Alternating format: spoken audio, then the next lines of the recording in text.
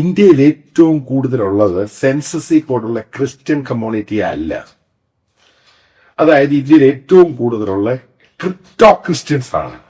അവരുടെ പേര് മാറ്റിയിട്ടില്ല, അവരുടെ മതം മാറ്റിയിട്ടില്ല, അവരുടെ വിശ്വാസം മാത്രമേ മാറിയിട്ടുള്ളൂ.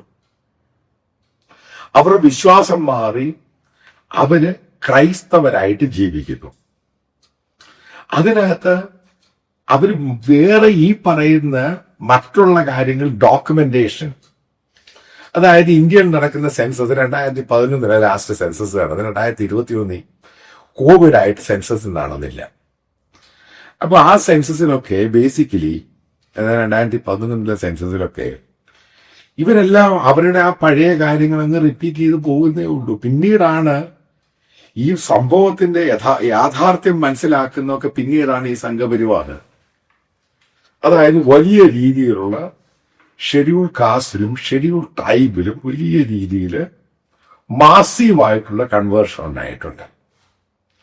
പിന്നീടാണ് പിന്നീട് അവർ നേരത്തെ അവര് പറയുന്ന പോലെ ഘർ വാപ്പസി പരിപാടിയൊക്കെ നടത്തിയെല്ലാം ബാക്ക്ഫയർ ചെയ്തു.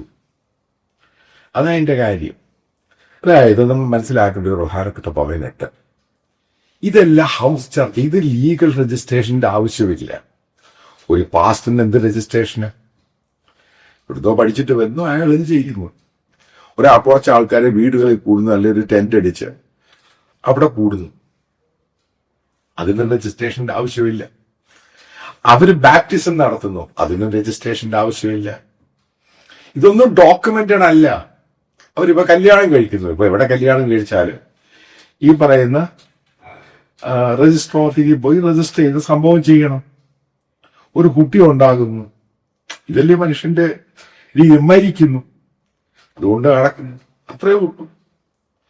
അതായത് ഈ മനസ്സിലാവേണ്ടത് യാഥാർത്ഥ്യം എന്ന് പറയുന്നത്, അതാണ് ഈ സംഘപരിവാറിന് ബേസിക്കലി ചില കാര്യങ്ങളിൽ ബേസ് മനസ്സിലാവുന്നില്ല.